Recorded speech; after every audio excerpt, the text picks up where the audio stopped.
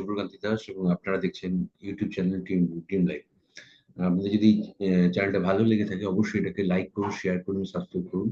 আমরা একটা যে স্পেশাল টপিকস নিয়ে আজকে আমাদের আলোচনা আছে সেটা হচ্ছে যে সিস্টেমেটিক ইনভেস্টমেন্ট প্ল্যান এসআইপি এবং টপ আপ এসআইপি এবং নর্মাল এসআইপি এবং টপ আপ এসআইপি কি তফাৎ, একই ইনভেস্টমেন্ট একই হরাইজনে কতটা ডিফারেন্স হয় আমরা ছোট্ট একটা ক্যালকুলেশনের মাধ্যমে দেখে নেবো। এখানে আমরা প্রথমে দেখে নিচ্ছি যে আমরা জাস্ট একটা এসআইপি এবং তারপরে টপ আপ এসআইপি। এসআইপি তে প্রথমে আমরা জাস্ট একটা নাম এম করছি এবং ধরে নিচ্ছি মাসে 10,000 টাকা করে তার এসআইপি অ্যামাউন্ট হবে।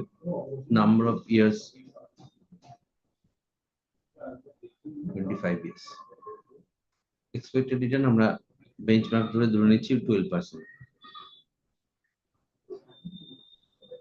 এটা স্ট্যান্ডার্ড, লং টার্ম আরো বেশি আসে কিন্তু আমরা জাস্ট ক্যালকুলেশনের খাতিরে আমরা একটা স্ট্যান্ডার্ড 12% এখানে ধরে।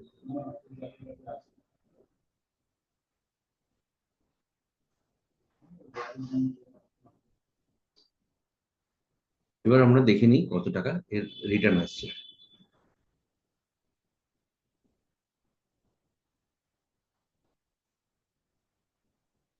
আচ্ছা, এবারে দেখে নিচ্ছি আমরা এখানে 10,000 টাকা যদি এসে কেউ করে 25 ইয়ার্সে 12% রিটার্নে, তাহলে তো টোটাল ইনভেস্টমেন্ট হচ্ছে তার এই 25 ইয়ার্সে 30 লাখ টাকা ডিপোজিট হচ্ছে। 1,42,94,000 হচ্ছে তার কি বলে টোটাল তার অ্যাবসলিউট প্রফিট।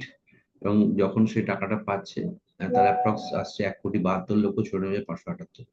এটা হচ্ছে আমরা যদি তার ফিউচার গোলস, রিটায়ারমেন্ট বা তার ফিউচার কত টাকা লাগবে সেই হিসেবে যদি একটা এসআইপি ক্যালকুলেট করি তাহলে আমাদের এটা নর্মাল হচ্ছে আমাদের এর রেজাল্টটা। এবার ঠিক এই জায়গাতে খুব সামান্য একটা টপ আপ এসআইপি দিয়ে দেখিনি তাহলে কতটা এর রিটার্নের ডিফারেন্স আছে সেটা আরো ক্ল্যারিটি আমরা চলে আসবো। তো আমরা ঠিক এই টপ আপ এসআইপি তো ঠিক আমরা সেই সেম অ্যামাউন্টই রাখি 10,000 টাকা এবং সেখানে শুধু জাস্ট এবং এখানে রিটার্নও আমরা সেম রাখছি 12%। ইয়ারলি টপ আপ আমরা জাস্ট 10% করছি, মানে 10,000 টাকায় 1,000 টাকা করে আমরা প্রত্যেক বছরে এটাকে ইনক্রিজ করবো।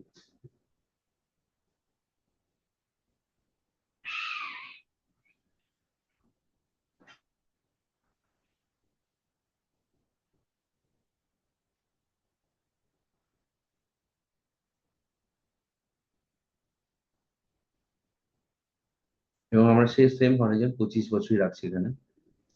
তাহলে আমরা যদি দেখি নি এখানে কত টাকা রিটার্ন আসছে, আমরা আগেরটা দেখেছিলাম এখানে। এখানেতে তার টোটাল আমাদের 10,000 টাকা আছে 25 ইয়ার্সে 12% রিটার্ন ধরেছি এবং 10.5% তার ধরেছি। তো সেখানে ক্ষেত্রে টোটাল তার ইনভেস্টমেন্ট হচ্ছে 1,27,00,000।